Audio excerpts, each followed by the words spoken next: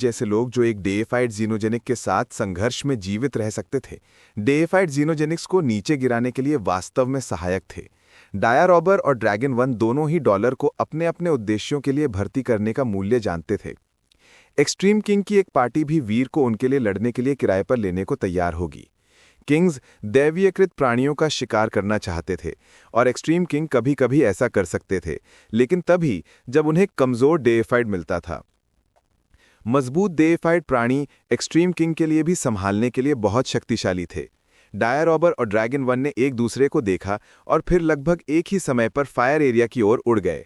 ये बहुत बुरा लग रहा है। कोर फर्नेस ने अभी अभी अपना तीसरा फायर एरिया सक्रिय किया है। शॉट्स फ्रॉम द फर्नेस अब एक हाफ डेइफाइड एलीट को मारने के लिए काफी मजबूत हैं। जब डाया रॉबर को युद्ध के मैदान का बेहतर दृश्य मिला तो वो माथे पर बल डालने से खुद को रोक नहीं पाया। कोर फर्नेस तब भी जीवित रहा जबकि इसके चारों ओर डेइफाइड जीनोजेनिक्स मारे गए थे, क्योंकि इसकी शक्ति और फायर एरिया बहुत डरावने थे। ऐसा नहीं था कि पहले किसी ने इसे नीचे गिराने की कोशिश नहीं की थी। हाफ डेइफाइड्स के एक समूह ने पहले प्राणी पर हमला करने के लिए एक साथ काम किया था, लेकिन उनका प्रयास तलवारों की बारिश के नीचे विफल हो गया। इससे पहले कि वे बच पाते, कुछ हाफ डेइफाइड एलीट्स मारे भी गए थे। बड़ी तलवार की बारिश और स्टैकिंग फायर एरिया उन किंग्स के लिए एक बुरा सपना थे जो इस जानवर को चुनौती देते थे। यह ऐसी चीज नहीं थी जिसे सिर्फ और लोगों को इसके खिलाफ जाने के लिए इकट्ठा करके दूर किया जा सकता था। ड्रैगन वन ने सिर हिलाया। फायर एरिया 3 बार स्टैक हो गया है। हमारी पिछली पीढ़ी के ड्रैगन 13, जिसकी रक्षा सबसे मजबूत थी, उसे भी इसे रोक नहीं पाता, और वो हाफ डेइफाइड था। जब वे बात कर रहे थे तो उन्होंने खुद को फायर एरिया के बाहर अच्छी तरह से रखा। वे अंदर जाने की हिम्मत नहीं की। उनके सामने 3 फायर एरिया बफ्स और तलवारों की नदियां थीं। अगर वे अंदर जाते तो वे जिंदा बाहर नहीं आते। इसके अलावा वो कोर फर्नेस अपना चौथा फायर एरिया तैयार कर रहा था। लेकिन जब उन्होंने तलवारों के धुंधुलके के माध्यम से नीचे देखा तो उनके चेहरे बदल गए। वीर एक नीली चमक में लिपटा हुआ था और तलवारों की नदियां हर कोण से उसके शरीर पर बरस रही थीं।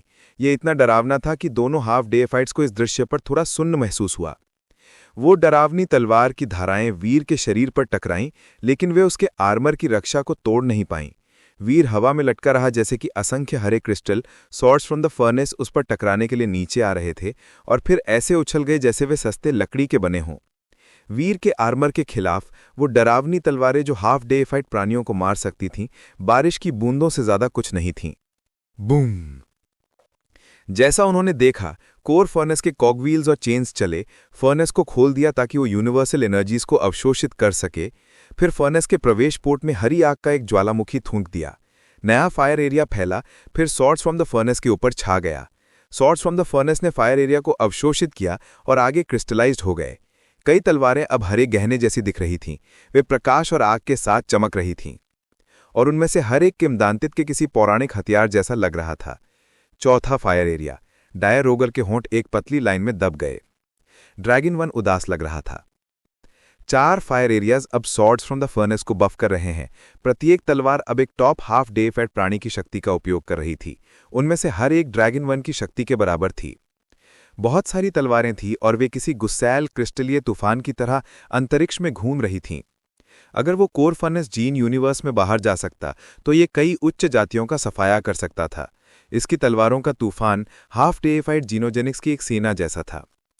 बशर्ते कोर फर्नेस में भी इसकी कमियां थीं।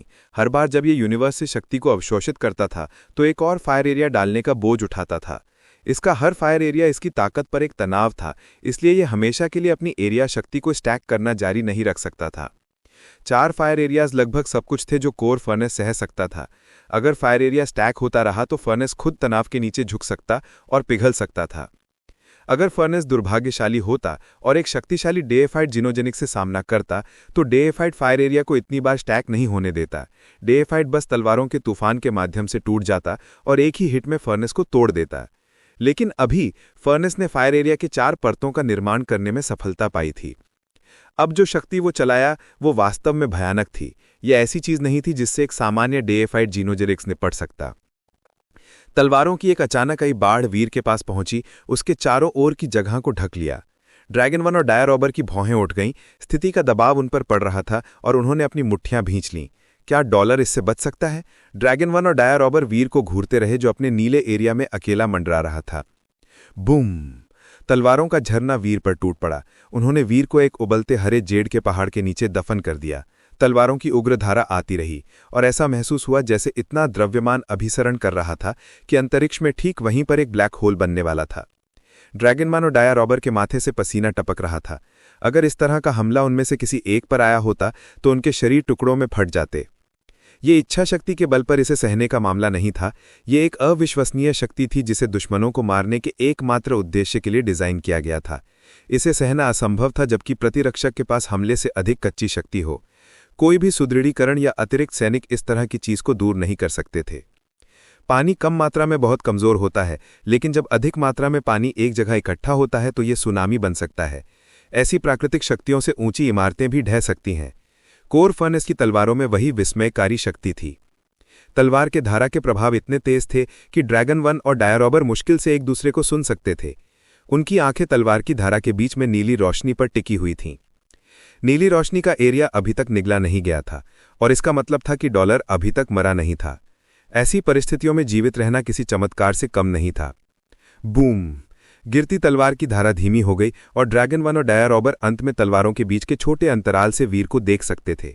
वीर शांति से अपनी जगह पर खड़ा था। वो निडर था, किसी देवता की तरह। उसने उन सॉर्ड्स फ्रॉम द फर्नेस को अपने आर्मर से टकराने दिया और उन्हें रोकने का कोई प्रयास नहीं किया। कोई भी तलवार उसकी रक्षा को तोड़ नहीं पाई। ड्रैगन वन और डाया रॉबर दोनों हैरान और खुश थे। डॉलर के पास किस तरह का एरिया और आर्मर पावर है, वो आक्रमणों के वजन के नीचे अक्षत रहा। वे वीर की सुरक्षा की शक्ति पर मुश्किल से यकीन कर पा रहे थे, लेकिन इसने उन्हें उम्मीद दी। इतनी मजबूत रक्षा के साथ एक डेइफाइड जीनोजेनिक को रोक पाना संभव हो सकता था। मूव माउंटेन एरिया लगभग इनविंसिबल था, लेकिन वीर को ऐसा महसूस हो रहा था जैसे वो जल्द ही अपनी सीमा तक पहुंचने वाला था। मूव माउंटेन एरिया के कार्य करने के तरीके में कोई समस्या नहीं थी, लेकिन डॉन्सग्वान आर्मर द्वारा समर्थित की जा सकने वाली शक्ति की मात्रा की एक सीमा थी। आर्मर में इतनी अधिक शक्ति प्रवाहित हो रही थी कि इसमें टूटने वाले कांच की तरह दरारें पड़ने की आवाजें आने लगी थीं। प्रोफेसर मंत्र आर्मर केवल अपने फर्स्ट टियर पर था, हालांकि यह उसी लेवल के अन्य लोगों की तुलना में सबसे अच्छा था। ये लेवल इस स्थिति के लिए बहुत कम था। तथ्य यह है कि ये इतनी देर तक टिका रहा अद्भुत था। वीर ने खुद ही सोचा, अगर प्रोफेसर मंत्र आर्मर अपने 9th टियर तक लेवल अप कर सकता है और रीसेट हो सकता है, तो मूव माउंटेन एरिया और प्रोफेसर मंत्र एरिया का संयोजन एक डीफाइड जेनोजेनेटिक के साथ फेस टू फेस लड़ना काफी संभव बना देगा। बूम! जब वीर सोच रहा था तो कोर फर्नेस जितनी हो सके उतनी यूनिवर्सल एनर्जी को अवशोषित करने के लिए खुल रहा था। फर्नेस की आग तेजी से भड़क उठी। फर्नेस खुद गर्मी के नीचे बदलता हुआ लग रहा था। तांबा अर्ध पारदर्शी हो गया था और ये अपनी लपटों की लहरदार रोशनी के साथ चमक रहा था। ये बहुत अजीब और बहुत सुंदर दोनों लग रहा था। इसमें से आग निकली क्योंकि 5वां फायर एरिया बह निकला। हरी भरी आग का गोला पानी की तरह ठोस हो गया जब उसने स्वॉर्ड्स फ्रॉम द फर्नेस को लपेट लिया। कई स्वॉर्ड्स ने उस 5वें फायर एरिया पावर को अवशोषित कर लिया। स्वॉर्ड्स अब उत्कृष्ट कांच की तरह दिख रहे थे। वे ऐसे चले जैसे वे तलवार की आत्माओं के कब्जे में हों और उनके पीछे खतरनाक परछाइयां यात्रा कर रही थीं। 5 फायर एरिया, ये लगभग एक सब्सटेंस चेन पावर है। कोर फर्नेस धोखा दे रहा है। ड्रैगन वन और डिया रॉबर दोनों सदमे में थे। उन सभी तलवारों के दृश्य से उनके शरीर कांप रहे थे। वे निश्चित रूप से अपने जीवन के लिए नहीं डरे थे, लेकिन उस सारी शक्ति के दृश्य ने एक सहज प्रतिक्रिया उत्पन्न की जिसकी उनमें से किसी ने उम्मीद नहीं की थी। इतनी दूरी से भी वे आने वाले हमले की खतरनाक गर्मी महसूस कर सकते थे। सौभाग्य से ड्रैगन वन और डिया रॉबर टॉप किंग्स थे। स्वॉर्ड एयर की ये फुसफुसाहट पहले ही साधारण किंग्स को घुटनों पर बैठने पर मजबूर कर देती। ड्रैगन वन ने बुदबुदाया। उसकी आंखें फर्नेस पर टिकी थी। शायद इस लड़ाई के बाद वो फर्नेस डीफाइड बन जाएगा। क्या डॉलर इसका सामना कर पाएगा? डिया रॉबर ने अंतरिक्ष में देखा। तलवारों की धारा वीर की ओर इशारा कर रही थी। डिस्ट्रॉयड से निकलने वाले ठंडे पसीने ने उसके कपड़ों को भिगो दिया था। वीर देख सकता था कि स्वॉर्ड्स फ्रॉम द फर्नेस सब उसी पर निशाना लगा रहे थे, लेकिन वो डरा नहीं था। उसने चुपचाप उनकी प्रशंसा की, कहते हुए, इतना शक्तिशाली जेनोजेनेटिक, कितना शर्मनाक। खुद से बात करते हुए वीर ने एक हाथ बढ़ाया। उसका अंगूठा और मिडिल फिंगर एक साथ आ गए और उनके बीच एक कॉइन दिखाई दिया। वीर हिल नहीं सकता था। मूव माउंटेन एरिया के बफिंग ने प्रोफेसर मंत्र आर्मर को बहुत भारी बना दिया था। इसके अलावा प्रोफेसर मंत्र आर्मर अपनी अधिकतम क्षमता तक पहुंच चुका था। अगर ये और शक्ति अवशोषित करता तो ये निश्चित रूप से फट जाता। तो अब वीर को फेस टू फेस लड़ना पड़ता। उसके पास कोई विकल्प नहीं था। उसे लड़ना होगा। वीर की योजना देखकर ड्रैगन 1 और डिया रॉबर परेशान दिखे। एक फर्स्ट ईयर किंग लगभग डी फाइट फर्नेस से लड़ने जा रहा था। मृत्यु की संभावना बहुत अधिक थी। वे वीर की स्थिति देख सकते थे और उसके आर्मर के कराहने की आवाजें सुन सकते थे। इस पर कुछ छोटे निशान दिखाई देने लगे थे। स्पष्ट रूप से ये उस डरावनी शक्ति के सप्रेशन को ज्यादा देर तक सहन नहीं कर सकता था। उन्होंने सोचा कि वीर अब लड़ रहा था क्योंकि उसके पास कोई और विकल्प नहीं था। फर्स्ट टीयर किंग के पास उस विशाल तलवार के तूफान के खिलाफ कोई चांस नहीं होना चाहिए था। वीर सहमत नहीं था। स्वॉर्ड्स फ्रॉम द फर्नेस डरावनी थी। यहां तक कि मूव माउंटेन एरिया और उसका प्रोफेसर मंत्र आर्मर भी उन्हें सहन नहीं कर सकते थे। लेकिन जो अविश्वसनीय शक्ति उसके आर्मर के भीतर बनी थी, वो कुछ ऐसा था जिसका उपयोग वीर अब कर सकता था।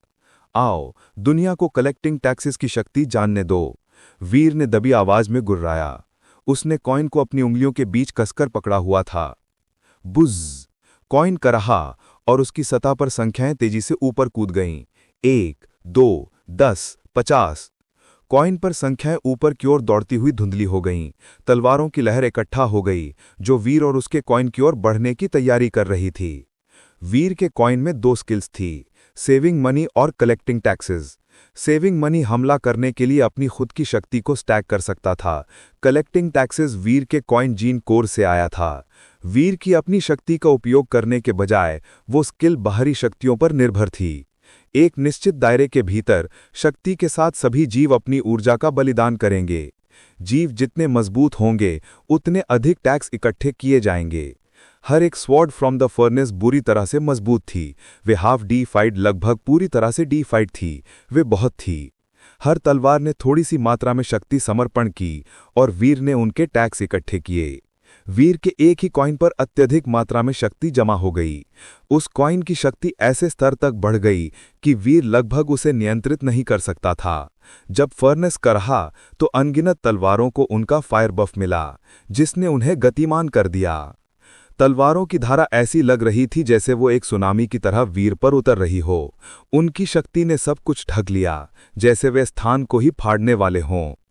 ड्रैगन 1 और डिया रॉबर पीछे हटने लगे। तलवारों की धारा बहुत डरावनी थी।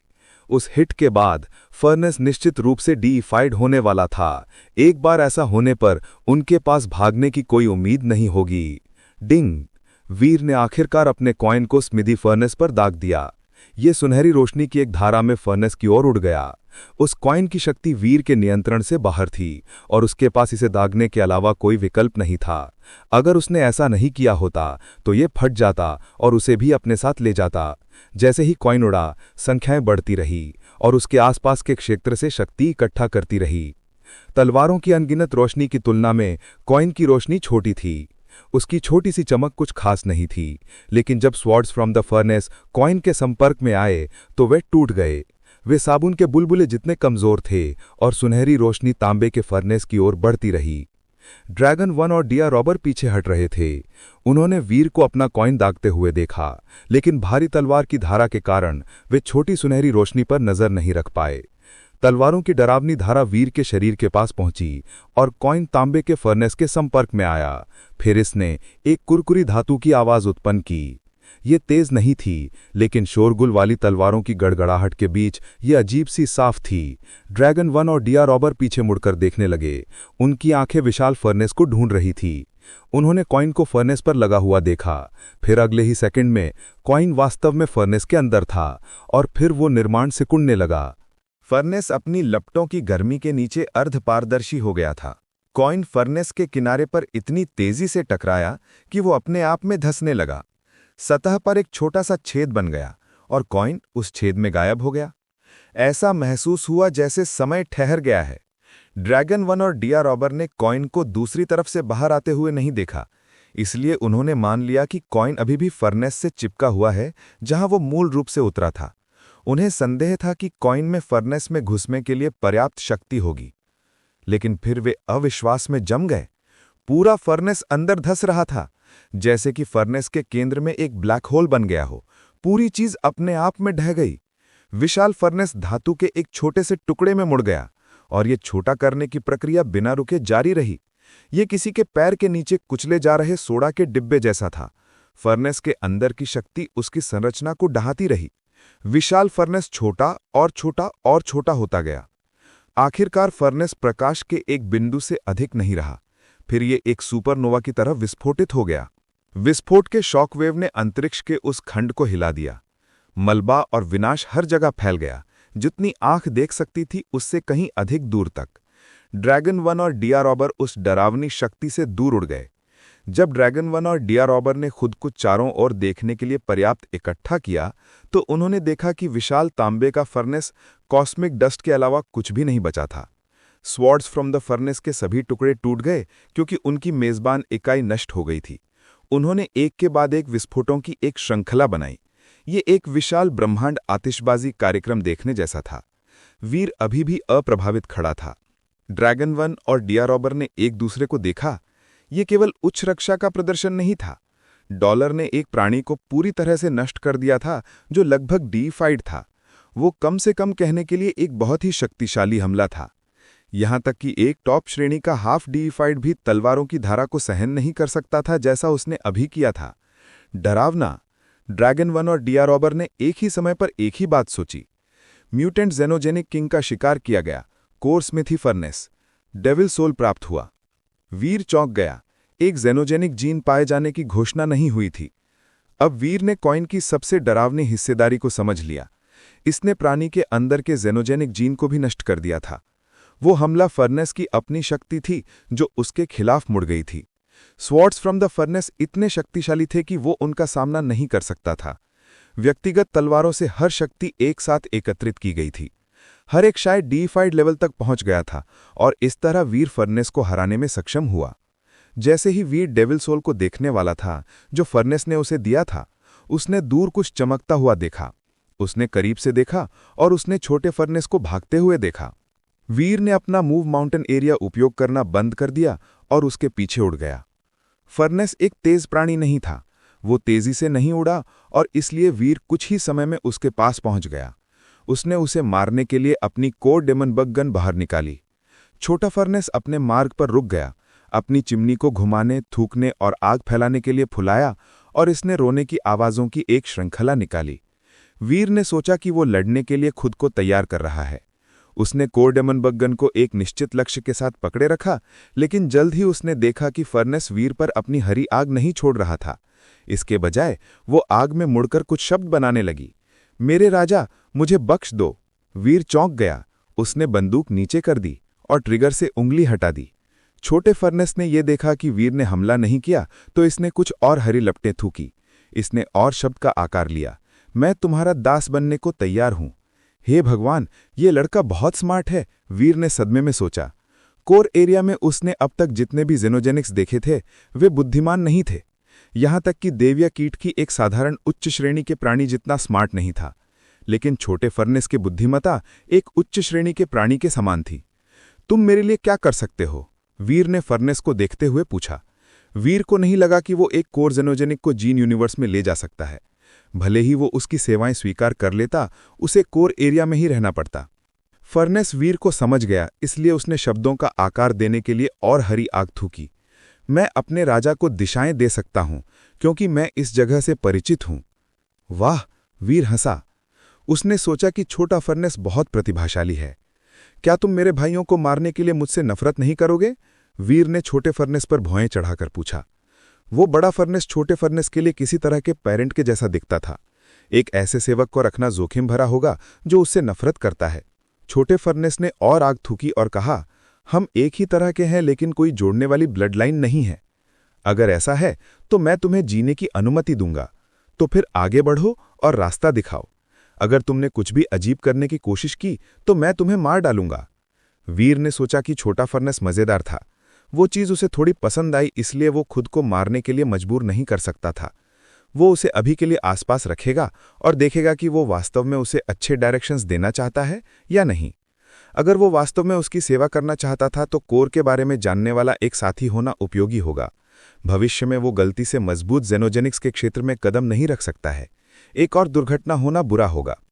चिंता मत करो मेरे राजा, मैं रास्ता दिखाऊंगा। मैं राजा के लिए जीऊंगा और मैं राजा के लिए मरूंगा। मैं अपना जीवन राजा की सेवा में बिताऊंगा। छोटे फर्नेस ने वर्तनी बताई। अब मुझे पता है कि तुम बकवास कर रहे हो। मुझे वहां ले जाओ जहां मुझे जेनोजेनिक्स मिल सकें, कुछ ऐसा जिसे मैं मार सकूं जो ज्यादा खतरनाक ना हो। वीर ने दृढ़ता से निर्देश दिया। इस तरफ मेरे राजा। छोटा फर्नेस अंतरिक्ष में बाहर की ओर नेतृत्व करने लगा। दोनों के जाने के बाद डियारोबर और ड्रैगन वन ने खुद को प्रकट किया।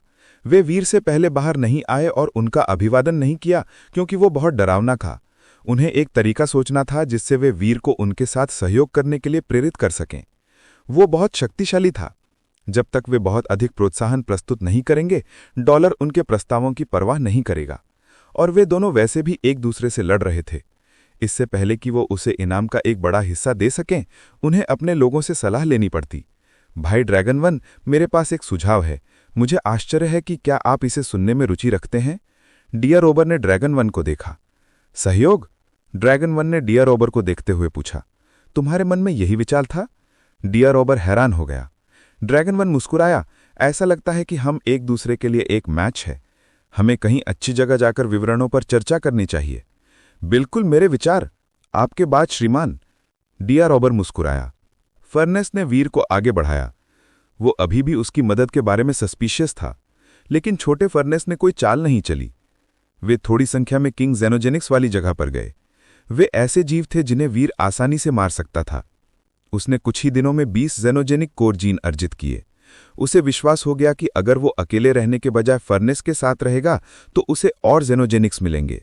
मिस मिरर अपने कंप्यूटर के सामने बैठी थी। वो स्क्रीन पर जानकारी को देख रही थी, गहरे विचार में डूबी हुई थी। सभी दस्तावेज वीर से संबंधित थे। ये सब कुछ था जो अर्जुन मुल्ले द्वारा एक लालटेन बुझाए जाने और फिर से जलाए जाने के बाद हुई लड़ाई से लेकर उसके हाइड्रॉक्स के रूप में भेष बदलने तक दर्ज किया गया था। इसके सारे रिकॉर्ड्स वहां थे। कितना डरावना आदमी! ये रिकॉर्ड्स उसके जीवन को ऐसा दिखाते हैं जैसे वो चीट कोड्स के साथ खेल रहा हो। उसने बहुत सारे अविश्वसनीय काम किए हैं। ये कल्पना करना कठिन है कि एक बचा हुआ क्रिस्टलाइजर खरोंच से शुरुआत करके वो सब हासिल कर पाया है जो उसने आज किया है। जांच बहुत गहन थी।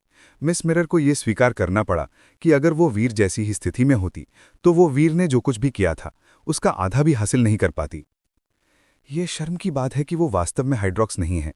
अन्यथा एक्सट्रीम किंग के बीच उसके प्रदर्शन के साथ वो हमारे लिए एक लेजेंडरी फिगर बन सकता था। मिस मिरर ने आह भरी। उसने कंप्यूटर बंद कर दिया और अपने टेम्पल्स को रगड़ा।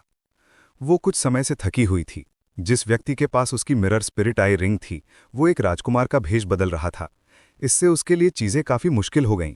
वो किंग बाई को इसके बारे में नहीं बता सकती थी, लेकिन ना ही वो उससे झूठ बोल सकती थी। और किंग बाई को मूर्ख बनाना आसान आदमी नहीं था। उससे झूठ बोलना उसे एक ऐसे रास्ते पर ले जा सकता था जहां से वो कभी वापस नहीं आ सकती थी। रेडियो वेव को वीर की जांच करनी चाहिए। अगर वे उसके रहस्यों को बहुत तेजी से उजागर करना शुरू कर देते हैं तो मेरे लिए चीजें खराब हो सकती हैं। और अगर मेरे पास वीर होता तो मुझे डर है कि मिरर स्पिरिट आई उसी तरह के नुकसान की खुराक को फिर से नहीं झेल पाएगी। मिस मिरर को सिरदर्द होने लगा था। मिस मिरर ने सोचने के लिए अपनी आंखें बंद कर ली, लेकिन वो कोई समाधान नहीं निकाल पाई जो उसके लिए परफेक्ट हो। एक सबॉर्डिनेट ने उसका दरवाजा खटखटाया। Miss mirror, 7568 God battle ruin का स्थान कन्फर्म हो गया है। मुझे जानकारी दो। मिस मिरर सीधी बैठ गई, फिर से एक लैडी की तरह दिखने लगी। सबॉर्डिनेट ने दरवाजा खोला और दस्तावेज उसके सामने रख दिए। मिस मिरर ने उन्हें थोड़ी देर के लिए जांच की और माथे पर शिकन डाली। उसने कहा, एक और रास मिली रुइन 7568 पर? सबॉर्डिनेट ने समझाया, हाँ मेरी लैडी, हमारे लोगों को एक बड़ी एक्सकवेशन साइट मिली और कुछ कंस्ट्रक्शन जोन्स बहुत पहले शुरू नहीं हुए थे। ठीक है, अभी के लिए बस इतना ही। मिस मिरर ने दस्तावेजों को वापस मेज पर रख दिया। उसने अपनी आंखें बंद कर ली और सोचा। थोड़ी देर बाद उसने अपनी आंखें खोली। उसने पृष्ठों पर फिर से नजर डाली, फिर आखिरकार मुस्कुराई। उसने जोर से कहा, रोहिन 7568। अगर वो वही है तो शायद मैं अपने भाई को मना सकती हूँ। मैं वीर को वहां ले जा सकती हूँ। ये एक अवसर है। कुछ समय में पहली बार चीजें स्मूथली चल रही थी। वीर के पास उसे रास्ता दिखाने के लिए छोटा फर्नेस था और उसने कई कोर जिनोजेनिक जीन्स एकत्र किए थे। अब उसके पास 4 थे। उसने 2 खाए और बाकी फर्नेस को फेंक दिए। ऐसा इसलिए नहीं था कि वीर बर्बाद करने वाला था, ये सिर्फ इसलिए था क्योंकि वो उन्हें पचा नहीं सकता था। यहां तक कि कंज्यूम की मदद से भी वो एक दिन में केवल 2 ही खा सकता था। अगर वो 100 किन क्लास जीन्स प्राप्त करना चाहता था तो इसमें 1 महीने से अधिक समय लगता। चूंकि छोटा फर्नेस अच्छा से व्यवहार करता था, इसलिए वीर ने जब भी संभव हुआ उसे कुछ कोर जिनोजेनिक जीन्स दे दिए। छोटा फर्नेस उन्हें पाकर हमेशा खुश होता था। स्वॉर्ड्स फ्रॉम द फर्नेस को उत्पादन के लिए कोर जिनोजेनिक जीन्स की आवश्यकता थी, लेकिन विभिन्न जिनोजेनिक से कोर जीन्स फर्नेस के अंदर अलग अलग तलवारें बना सकते थे। वीर ने पछताव के साथ सोचा, कोई आश्चर्य नहीं कि वो बड़ा फर्नेस इतना मजबूत था। उसने जितनी भी तलवारें बनाई वे किंग जिनोजेनिक जीन्स से आईं। मैं ये अंदाज़ा भी नहीं लगा सकता कि उसने अपने समय में कितने किंग क्लास कोर जिनोजेनिक्स को मारने में कामयाबी हासिल की है। बहुत बुरा है कि जिनोजेनिक जीन्स फर्नेस के अंदर पिघल जाते हैं। अगर एक फर्नेस नष्ट हो जाता है तो तलवारें भी नष्ट हो जाती हैं, अन्यथा मुझे बहुत सारे जीवन भर के लिए पर्याप्त जिनोजेनिक जीन्स मिले होते। छोटा फर्नेस वीर के पीछे पीछे चला और रास्ते में कुछ ट्रीट्स एकत्र किए। जब वीर कोर एरिया से निकला तो वो भागा नहीं, उसने वीर के वापस आने का इंतजार किया। कुछ दिनों बाद छोटा फर्नेस कुछ स्वॉर्ड ब्लैंक्स बना रहा था। वीर ने सोचा कि यह आरामदायक शेड्यूल कुछ समय तक चलेगा, लेकिन जब मिस मिरर आई तो उसने कुछ समय तक जीवन का आनंद लेने के उसके भ्रम को नष्ट कर दिया। मिस मिरर ने चाय की चुस्की लेने से पहले कहा, अपना सामान बांधो, तुम्हें एक मिशन पर जाना है। वीर ने आशंका से पूछा, क्या मिशन? मिस मिरर ने उसे पैक करने को कहा था, जिसका मतलब था कि वो किंग्स किंगडम छोड़ रहा था। मिस मिरर ने बात करते हुए मेज पर एक नोट रखते हुए कहा, यह तुम्हारे पिता की लिखावट है, क्या कोई समस्या है? हाँ। क्या मैं अपने सबॉर्डिनेट्स को अपने साथ ला सकता हूं? मिस मिरर मुस्कुराती हुई दिख रही थी, लेकिन वो नहीं थी। मुझे लगता है कि तुम कर सकते हो, लेकिन क्या तुम्हें यकीन है कि उन्हें कहीं खतरनाक जगह ले जा रहे हो? वीर जानता था कि मिस मिरर बार्बी का जिक्र कर रही थी। वो वीर को भागने की कोशिश ना करने की चेतावनी दे रही थी, उसे मौका नहीं मिलेगा। वीर ने यह दिखाने का प्रिटेंड किया कि वो जानता है कि उसका क्या मतलब है। अगर मैं कर सकता हूं तो मैं बार्बी को लाना चाहूंगा। मिस मिरर ने कहा, जरूर, लेकिन मैंने तुम्हें पहले ही बता दिया है, ये जगह खतरनाक है। अगर कुछ होता है तो अपनी चाची को चेतावनी ना देने का दोष मत देना। वीर ने बेजान तरीके से कहा, मैं इस निर्णय के लिए जिम्मेदार होऊंगा। अच्छा, जाओ और तैयारी करो, हम आज रात निकलेंगे। इसके साथ मिस मिरर मुड़ी और तुरंत अंडरवाटर टाउन से चली गई। वीर ने बार्बी को बुलाया। उसने ब्लड किरण को अंडरवाटर टाउन में एलारा की देखभाल के लिए छोड़ दिया, बस अगर उसने मुसीबत खड़ी करने का फैसला किया तो। वीर भागने की योजना नहीं बना रहा था। एक्सट्रीम किंग्स बहुत शक्तिशाली थे। जब तक उसके पास एक विश्वसनीय बैकअप प्लान नहीं होता, वो भागता नहीं। वो प्लैनेट इक्लिप्स में भी वापस नहीं जा सकता था। वो ईशा को अपने समस्यापूर्ण मामलों में नहीं खींचना चाहता था। वीर बार्बी को लाना चाहता था क्योंकि वो उसे अकेला छोड़ने में सुरक्षित महसूस नहीं करता था। साथ ही उसे बार्बी के आसपास रहने की आदत हो गई थी। जब भी वो अकेला होता था तो हमेशा ऐसा लगता था जैसे वो कुछ मिस कर रहा हो। उसने ब्लड किरण से एलारा को देखने को कहा। लिली ने वीर से उसे अपने साथ ले जाने की मिन्नत की, लेकिन उसने मना कर दिया। मिस मिरर ने कहा था कि वो जगह खतरनाक थी और वीर को नहीं लगा कि उसने उसे सिर्फ डराने के लिए ऐसा कहा था। वो बार्बी को साथ ला रहा था क्योंकि वो अपनी रक्षा कर सकती थी। लिली सिर्फ एक ड्यूक थी, वो अपनी रक्षा ना करने में असमर्थ थी और उसे लाना उसे मौत की सजा सौंपने जैसा होगा। वो बार्बी को रैली पॉइंट पर ले आया, यह जानते हुए कि वो अकेले नहीं जा रहे होंगे। स्प्रिंग रेन के कई सदस्य पहले ही जमा हो चुके थे। कई किंग्स और हाफ डीफाइड थे और उसने उनमें 2 पूरी तरह से डीफाइड वॉरियर्स भी देखे। वीर ने सोचा, वे यहाँ क्या कर रहे हैं? ये एक उच्च रास को नष्ट करने के लिए पर्याप्त कॉम्बैट पावर है। जब जहाज चलना शुरू हुआ तो मिस मिरर उसे ढूंढने नहीं आई। वीर के पास खाली समय था, इसलिए उसने अभ्यास किया और किंग क्लास जीन्स का सेवन किया। वीर ने जेटस्किन के सेल्फ यूनिवर्स कॉगव्हील को धक्का देने की कोशिश करनी शुरू कर दी। वो जेटस्किन को किंग क्लास तक बढ़ाना चाहता था। ये प्रोग्रेस प्रोफेसर मंत्रा के लेवल अप करने की तुलना में बहुत आसान होगी। ये सिर्फ समय की बात होगी। जहाज कई स्पेस टेलीपोर्टेशन पॉइंट से उड़ा। जब जहाज अपने अंतिम गंतव्य पर पहुंचा तो वीर चौंक गया। वो जगह जानता था। वीर ने सोचा, क्या ये वही जीनोजेनिक स्पेस नहीं है जिसका जिक्र मयंक मंचदानी ने किया था? जीनोजेनिक स्पेस बहुत पथरीला लैंडस्केप था। जहाज पत्थरों के एक विशाल मैदान के बीच उतरे और जहाज़ों के यात्रियों ने पास ही डेरा डाल दिया। मिस मिरर के आदेश पर स्प्रिंग रेन के सदस्यों ने पत्थर के मैदान में खुदाई शुरू कर दी और भी चट्टानों को खोदकर निकाला। मिस मिरर ने वीर को कैंप में रहने के अलावा कुछ भी करने का निर्देश नहीं दिया। हालांकि उसे कोई खुदाई नहीं करनी पड़ी, लेकिन अपनी इच्छानुसार घूमने की उसकी क्षमता सीमित थी। वीर ने मिस मिरर से पूछा कि वो किस तरह की जगह पर आए हैं और उनका मिशन क्या है, लेकिन उसने उसे जवाब नहीं दिया। उसने बस इतना कहा कि जब तक वो पास रहेगा वो सुरक्षित रहेगा और जब काम करने का समय आएगा तो उसे बुलाया जाएगा। वीर ने खुद से सोचा, ये वही जीनोजेनिक स्पेस है जिसका वर्णन मयंक मंचांडानी ने किया था। मयंक मंचांडानी की छोटी हरी तलवार यहाँ मिली चट्टानों में से एक थी। ऐसा लगता है कि मिस मिरर का यहाँ काम हेल के लिए जैसा था वैसा ही है। वे सभी पत्थरों में से कुछ खोद कर निकालना चाहते हैं। वो वास्तव में पत्थर के मैदान में दूसरों के साथ शामिल होना चाहता था ताकि वो चट्टानों की जांच कर सके। लेकिन मिस मिरर बहुत दृढ़ थी कि उसे कैंप नहीं छोड़ना चाहिए, इसलिए दूसरों के साथ शामिल होने का सवाल ही नहीं था। इसके बजाय वीर ने अपना समय अपने जीन आर्ट्स का अध्ययन करने और किंग क्लास जीनोजेनिक जीन्स को अवशोषित करने में बिताया। जीनोजेनिक स्पेस में उनके दूसरे दिन पत्थर के मैदानों में कुछ हुआ। स्प्रिंग रेन के कुछ सदस्यों को वापस कैंप ले जाना पड़ा। जब वीर ने हंगामा सुना और देखने के लिए आया तो उसने पाया कि दुर्भाग्यवान व्यक्ति पत्थर में बदल रहे थे। कुछ ही समय बाद उनका पूरा शरीर पूरी तरह से पेट्रीफाई हो गया। वे सिर्फ मूर्तियों का एक गुच्छा थे। मिस मिरर और 2 डीफाइड एलिट्स ने पेट्रिफिकेशन प्रक्रिया को रोकने की कोशिश की, लेकिन वो कुछ नहीं कर सके। उनके किसी भी प्रयास से ट्रांसफॉर्मेशन धीमी नहीं हुई। इसके बाद पत्थर के मैदानों में काम रोक दिया गया। हालांकि वे अब खुदाई नहीं कर रहे थे, लेकिन मिस मिरर ने छोड़ने का कोई संकेत नहीं दिया। कुछ दिनों बाद और जहाज आए जो कई अलग अलग प्राणियों को कैंप में लेकर आए। वे कई अलग अलग रेसेस के थे और वे सभी मार्केसेस या ड्यूक्स थे। उन्हें पत्थर के मैदान में मजदूर बनने के लिए लाया गया होगा। मयंक मंचांडानी जब वीर ने मजदूरों को रजिस्टर करने के लिए लाइन में खड़े होते देखा तो उसने एक गुलाबी आर्मर वाली एक सुंदर महिला को देखा। उसने उसे मयंक मंचांडानी के रूप में पहचाना और उसने महसूस किया कि उसकी आंखें फैल गई। वीर चौंक गया था, इसलिए नहीं कि मयंक मंचांडानी अब एक महिला था। वो ऐसे छोटे फैक्ट को पहले से ही जानता था। ये अजीब नहीं था कि मयंक मंचांडानी वास्तव में वहां था।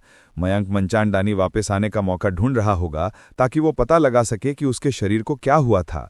एक्सट्रीम किंग ने मजदूरों की भर्ती की थी, इसलिए ये उचित था कि मयंक मंचांडानी उनके रैंक में शामिल हो गया था। वीर बस इस बात से हैरान था कि उसने क्या पहना हुआ था। उसने एक छोटी गुलाबी पोशाक पहनी थी और उसके पास कुछ गुलाबी ईयररिंग्स, रिंग्स, नेकलेस और उसके बाल में भी लाल फूल थे। वो एक गुलाबी महिला जैसा था और वो वास्तव में सुंदर था। अगर वीर ने पहले मयंक मंचांडानी को नहीं देखा होता तो वो निश्चित रूप से उसे नहीं पहचान पाता। वीर ने खुद से सोचा, ओ नहीं, मयंक मंचांडानी को क्या हो गया है? भले ही उसका शरीर एक महिला के शरीर में बदल गया हो, लेकिन इसका मतलब ये नहीं है कि उसे एक महिला की तरह कपड़े पहनने होंगे। जितना अधिक उसने मयंक मंचांडानी को देखा, उतना ही वो आश्वस्त हो गया कि कुछ बहुत गलत था। मयंक मंचांडानी से अकेले कैसे बात करूं? वो उससे पूछना चाहता था कि क्या हुआ था, लेकिन उसे मजदूरों से बात करने की अनुमति नहीं थी। भले ही वो कर सकता, हर कोई देख रहा होता। कोई जगह नहीं थी जहां वे प्राइवेटली मामलों पर चर्चा कर सकें। वीर ने रात भर इस बारे में सोचा और अगले दिन वो मिस मिरर के ऑफिस में घुस गया। वीर ने मांग की, मिस मिरर, तुम मुझे यहां ले आई और फिर भी तुम मुझे कुछ भी नहीं करने दे रही हो। तुम मुझे बाहर नहीं जाने देती और तुम मुझे इंटरनेट पर भी नहीं जाने देती। ये क्या है? गार्ड्स ने तनाव में कहा, मेरी लेडी, हम प्रिंस को नहीं रोक सके, वो बस अंदर घुस आया। मिस मिरर ने शांत आवाज में कहा, तुम लोग जा सकते हो। उसकी सुंदर आंखें उनकी तरफ भी नहीं देखीं। इसके बजाय उसने अपना ध्यान उन दस्तावेजों पर केंद्रित किया जिन्हें वो पढ़ रही थी। गार्ड्स के दरवाजा बंद करने के बाद वीर ने कहा, भले ही तुम मुझे बाहर नहीं जाने देना चाहती, कम से कम मुझे कुछ तो करने की अनुमति दो। अगर मैं पूरे दिन फिर से घर में फंसा रहा तो मैं पागल हो जाऊंगा और बारबी सिर्फ एक बच्ची है, वो भी पूरे दिन बंद नहीं रह सकती। मिस मिरर ने फाइल बंद करके वीर को देखा और कहा, तुम ही हो जिसने उसे यहां लाने के लिए कहा था। वो पूरी तरह से तुम्हारी जिम्मेदारी है। उसने कहा, जब समय आएगा तुम्हें तुम्हारा काम दे दिया जाएगा, लेकिन अभी के लिए तुम्हारा काम कैंप में धैर्यपूर्वक इंतजार करना है। वीर ने कहा, ठीक है, मैं वो कर सकता हूं, लेकिन क्या तुम कम से कम अच्छा खाना बना सकती हो? साथ ही मैं चाहता हूं कि बारबी की देखभाल के लिए एक मेड हो। क्या ये बहुत ज्यादा मांगना है? मिस मिरर ने कहा, हम यहाँ काम करने आए हैं, हम एक छुट्टी पर नहीं आए हैं। एक संक्षिप्त ठहराव के बाद उसने कहा, मैं तुम्हारे लिए एक मेड ढूंढूंगी, अब घर जाओ। वीर ने कहा, यह बेहतर है, लेकिन एक सुंदर मेड ढूंढना, अगर मेड बदसूरत होती है तो मुझे गुस्सा आता है। मिस मिरर ने सख्ती से पूछा, तुम एक मेड ढूंढ रहे हो या एक महिला ढूंढ रही हो? वीर मुस्कुराया, मैं प्रिंस 16 हूं, क्या मुझे खुश करने के लिए एक महिला होने में कुछ गलत है? मिस मिरर ने वीर को एक सपाट नजर दी। प्रिंस 16? वीर खासा, मैं कुछ नहीं करने वाला था, मैं बस अपनी बच्ची की देखभाल के लिए किसी को चाहता था, लेकिन तुम मुझे बाहर नहीं जाने देती और मुझे खुद को और भी प्रिंस जैसा दिखाना होगा। मिस मिरर ने वीर को एक और परेशान करने वाली घूनिन देखते हुए पूछा, कोई और चिंताएं जिन्हें तुम साझा करना चाहोगे? वीर ने जवाब दिया, नहीं। मिस मिरर ने स्पष्ट रूप से खारिज करते हुए कहा, अगर तुम्हें और कुछ नहीं चाहिए तो घर जाओ, मेरे पास काम करने के लिए है। वीर ने कहा, तो फिर मैं अब जाता हूं। मेरे लिए एक मेड चुनते समय कृपया विचारशील रहें। मिस मिरर ने उसे तब तक घूरता रहना जारी रखा जब तक कि उसने ऑफिस नहीं छोड़ दिया। वीर ने चलते हुए सोचा, मुझे आश्चर्य है कि मिस मिरर बस एक मजदूर को उठाएगी। अगर वह एक मजदूर को चुनती है तो मुझे लगता है कि मयंक मंचांडानी के चुने जाने की उच्च संभावना होगी। आखिरकार वह बस यही कर सकता था। अगर मिस मिरर ने एक मजदूर को नहीं चुना तो वीर को अपने लक्ष्य के साथ कुछ अकेला समय पाने का दूसरा तरीका ढूंढना होगा। अगले दिन वीर ने बार्बी को कैंटीन में खाने के लिए ले जाने के लिए दरवाजा खोलने के बाद उसने एक सुंदर एक्सट्रीम किंग महिला को ठीक उसके सामने खड़ा देखा। महिला ने वीर को बो किया, लेकिन उसका चेहरा भावहीन था। मेरे प्रिंस, मिस मिरर ने मुझे आपकी सेवा करने के लिए कहा है। वीर ने महिला को देखकर मुस्कुराया, बुरा नहीं, तुम्हारा नाम क्या है? वो इस संभावना के लिए तैयार था, इसलिए वो निराश नहीं हुआ। अगर मिस मिरर ने किसी भी रैंडम व्यक्ति को चुना होता तो वीर को संदेह होने लगता। महिला ने जवाब दिया, फॉलिंग लीफ। वीर ने थोड़ी आंखें सिकोड़ी, मुस्कुराते हुए बार्बी को उठाकर अपने कंधे पर बिठा लिया। फॉलिंग लीफ है? बुरा नहीं, बुरा नहीं, मिस मिरर ने मुझे निराश नहीं किया। आओ चलो, अब हम कुछ खाने के लिए ढूंढते हैं। फिर तीनों कैंटीन की ओर चल पड़े। जब वे खा रहे थे तो वीर अपनी बार्बी की नई मेड की ओर मुड़ा। फॉलिंग लीफ, तुम्हारा मिशन बार्बी की देखभाल करना है, उसकी सभी इच्छाओं को संतुष्ट करना। तुम उसे रुला नहीं सकती, क्या तुम समझती हो? फॉलिंग लीफ ने जवाब दिया। उसकी आवाज चिकनी और भावहीन थी। जरूर। वीर लगभग तुरंत समझ गया था कि फॉलिंग लीफ कोई साधारण महिला नहीं थी। वो अपनी एनर्जी को छिपाने में बहुत अच्छी थी ताकि औसत व्यक्ति उसके लेवल को पहचान न सके। लेकिन वीर के पास उसका प्रोफेसर मंत्रा एरिया था। फॉलिंग लीफ के लिए अपनी किंग क्लास पावर को उससे छिपाना किसी भी तरह से संभव नहीं था। हालांकि वीर ये नहीं बता सकता था कि उसने कितनी टीयर्स को अनलॉक किया था, लेकिन उसने निश्चित रूप से पहली 2 टीयर्स को पार कर लिया था। वीर ने सोचा, मिस मिरर बहुत उदार हैं। फॉलिंग लीफ निश्चित रूप से स्प्रिंग रेन में एक रैंकिंग मेंबर होगी, क्योंकि उसने उसे जाने के लिए मजबूर करने का तरीका सोचने की कोशिश की। अगर वीर ने उसे खुद ही जाने के लिए मजबूर किया तो इससे अनावश्यक ध्यान आकर्षित होगा। इससे मिस मिरर को यह पता लगाने का एक संकेत मिल जाएगा कि वो वास्तव में क्या चाहता था। इसलिए वीर खुद कोई कार्रवाई नहीं कर सकता था। इसके बजाय उसे उसके साथ रहना असहज बनाने के बजाय उसे उसके साथ अच्छा व्यवहार करना होगा। हालांकि बार्बी, वीर ने अपनी मुस्कुराती हुई बेटी को देखकर सोचा, जब लोगों को दुखी करने की बात आती है तो बार्बी एक सच्ची कलाकार है। सिस्टर फॉलिंग लीफ, क्या तुम मेरे साथ एक गेम खेल सकती हो? बार्बी फॉलिंग लीफ के सामने एक गुड़िया पकड़े हुए थी। उसकी बड़ी आंखें ऐसी लग रही थीं जैसे वो बेतहाशा भीख मांग रही हो। बेशक मैं कर सकती हूँ, फॉलिंग लीफ ने जवाब दिया। एक मुस्कान ने उसके ठंडे चेहरे को नर्म कर दिया। फॉलिंग लीफ स्प्रिंग रेन में काफ़ी प्रसिद्ध थी। उसे DIC फेम फिटाल के नाम से जाना जाता था। उसकी शांत गणनापूर्ण मस्तिष्क ने उसे एक अद्भुत असैसिन बना दिया था। जब उसने काम किया तो कुछ भी उसे हिला नहीं सकता था या उसे उसके खेल से बाहर नहीं कर सकता था। उसकी सबसे बड़ी लड़ाई एक डीफाइड ओन प्लैनेट पर हुई थी। उसने एक हाफ डीफाइड एलीट को मार डाला, एक डीफाइड बीइंग के बेटे को, और वे सभी उससे पीछे हट गए थे। लेकिन एक प्यारी छोटी लड़की का सामना करते हुए फॉलिंग लीफ का मूड भी थोड़ा हल्का लग रहा था। वो कम से कम वीर का सामना करने की तुलना में अधिक खुश लग रही थी। फॉलिंग लीफ नहीं जानती थी कि वीर एक नकली प्रिंस था, लेकिन ये मानते हुए भी कि वीर एक वास्तविक रॉयल है, उसकी उसमें कोई दिलचस्पी नहीं थी। वो एक प्रिंस को डेट करने के विचार से नफरत करती थी। अगर मिस मिरर का आदेश नहीं होता तो उसने वो मिशन स्वीकार नहीं किया था जो उसे यहाँ लाया था। उसने निश्चित रूप से वीर की सेवा करने की सहमति नहीं दी होती। वीर ने बार्बी को फॉलिंग लीफ के साथ खेलते देखा और कुछ राहत महसूस की। वो अभ्यास करने के लिए अपने कमरे में लौट आया। जेडस्किन के सेल्फ यूनिवर्स कॉगव्हील को मोड़ने के कई प्रयासों के बाद वो आखिरकार ये समझने लगा था कि ये कैसे काम करता है। उसे बस किंग क्लास तक पहुंचने के लिए ब्रेकिंग पॉइंट को छूने की आवश्यकता थी। जेडस्किन प्रोफेसर मंत्रा से अलग था। वीर वास्तव में प्रोफेसर मंत्रा के सेल्फ कॉगव्हील और उसके आसपास की अन्य सभी यूनिवर्स कॉगव्हील्स को देख सकता था। लेकिन जब उसने जेडस्किन का इस्तेमाल किया तो सभी यूनिवर्स कॉगव्हील्स धुंधले दिखाई दिए। वे उतने स्पष्ट नहीं थे जितने कि प्रोफेसर मंत्रा के साथ थे। इसलिए वीर ने सेल्फ यूनिवर्स कॉगव्हील को मोड़ने की उम्मीद में कई तरह के तरीके आजमाए। वो लंबे समय से उन प्रयासों की गिनती खो चुका था जो उसने किए थे। हालांकि सेल्फ कॉगव्हील हिलने से इनकार कर रहा था। उसे सेल्फ कॉगव्हील से जुड़ने के लिए बस पर्याप्त पावर की आवश्यकता थी। कोई भी यूनिवर्स कॉगव्हील्स को धकेल सकता था, और वे कितने कॉगव्हील्स को धकेल सकते थे, ये सब उनके पास कितनी ताकत थी, इस पर निर्भर करता था। लेकिन साधारण किंग्स वास्तव में यूनिवर्स कॉगव्हील्स को वीर की तरह नहीं देख सकते थे। उन्हें इस बात का धुंधला अंदाजा हो सकता था कि उन्हें क्या करने की जरूरत थी, लेकिन वो ये नहीं बता सकते थे कि वे वास्तव में कॉगविल को धकेल रहे हैं। और हालांकि वीर ने शुरुआत में सोचा था कि किसी को जितने कॉगविल्स को धकेलना था वो सीधे उनकी ताकत से संबंधित था, यह पूरी तरह से सच नहीं था। कुछ लोग ऐसे थे जिन्होंने कई यूनिवर्स कॉगविल्स को नहीं धकेला, लेकिन फिर भी वे बहुत पावरफुल बन गए। ऐसे कई लोग मौजूद थे। किंग क्लास तक पहुंचने की कठिनाई प्रारंभिक कॉगविल की ताकत पर निर्भर करती थी। अगर सेल्फ कॉगविल काफी मजबूत था और आपने पर्याप्त पावर डाली तो आप अपने सेल्फ कॉगविल को बहुत तेजी से घुमा सकते थे।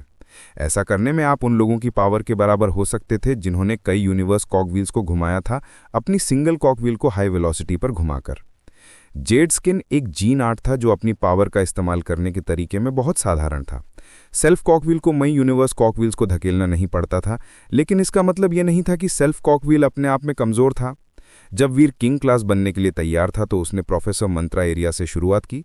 प्रोफेसर मंत्रा एरिया की मदद से अन्य सेल्फ कॉगविल्स को धकेलना बहुत आसान था। ये कबीलियत वीर को जेड स्किन कॉगविल को देखने की अनुमति देती थी।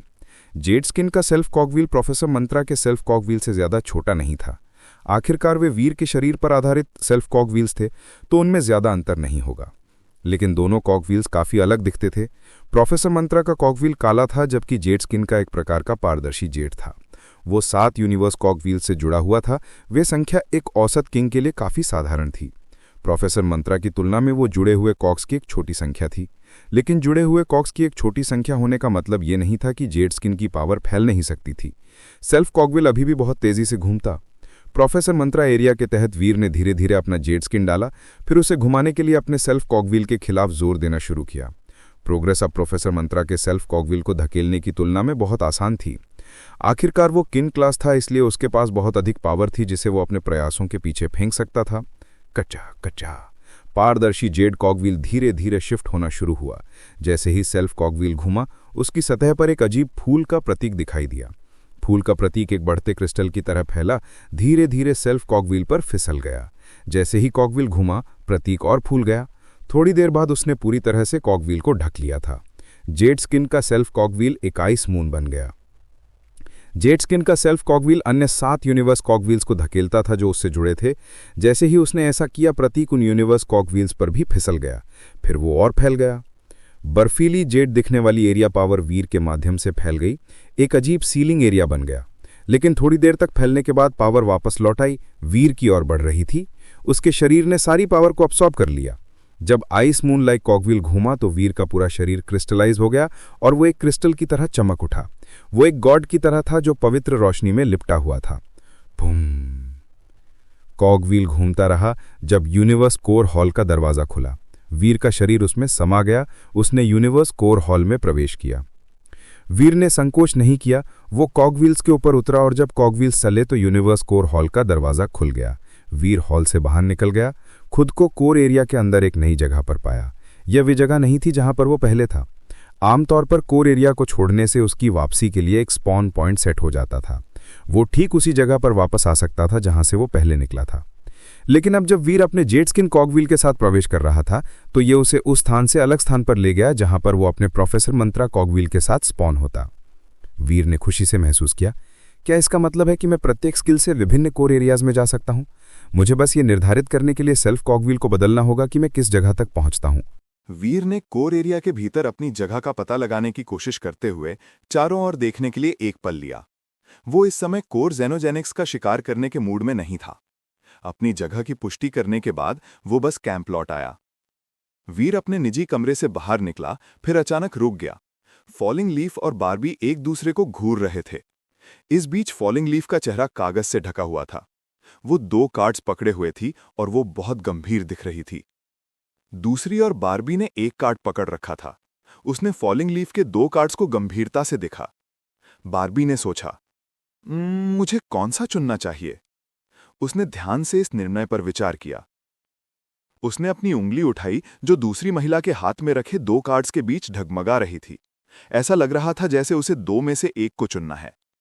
जब वीर ने उन्हें देखा तो वो समझ गया कि बारबी और फॉलिंग लीफ ओल्ड मैन खेल रहे थे। ओल्ड मैन खेलना बहुत सरल था। प्लेइंग कार्ड्स के एक सामान्य डेक से जोकर्स में से एक को हटा दिया जाता था और फिर डेक को प्लेयर्स को दिया जाता था। फिर प्रत्येक प्लेयर अपने हाथ से सभी पैर्स को हटा देता था जो वो कर सकते थे। एक बार जब उनके हाथ में केवल वे कार्ड्स बचते थे जिन्हें जोड़ा नहीं जा सकता था, तो वे एक दूसरे के हाथों से कार्ड्स चुनने के लिए बारी बारी से आते थे। यदि कोई प्लेयर एक कार्ड चुनता था जिसे वे अपने एक कार्ड के साथ जोड़ सकते थे, तो प्लेयर पैर को डिस्कार्ड कर सकता था। विजेता वो था जो जोकर से छुटकारा पा लेता था जिसे जोड़ा नहीं जा सकता था और अपने सभी कार्ड्स को डिस्कार्ड कर देता था। ये ऐसा गेम था जिसे वीर ने अतीत में बारबी के साथ बहुत खेला था। क्योंकि वीर इस तरह के प्रेडिक्शन गेम में बहुत अच्छा था, बारबी शुरू में कभी नहीं जीतती थी, लेकिन जब वे थोड़ी देर के लिए खेले तो उसने इतनी बार जीतना बंद कर दिया। बहुत जल्द वीर को लगा जैसे वो कभी दूसरा गेम नहीं जीतेगा। बारबी के साथ खेलने के लिए उसे बहुत फोकस की आवश्यकता थी, खासकर जब वो हारने से बचने की पूरी कोशिश कर रहा था।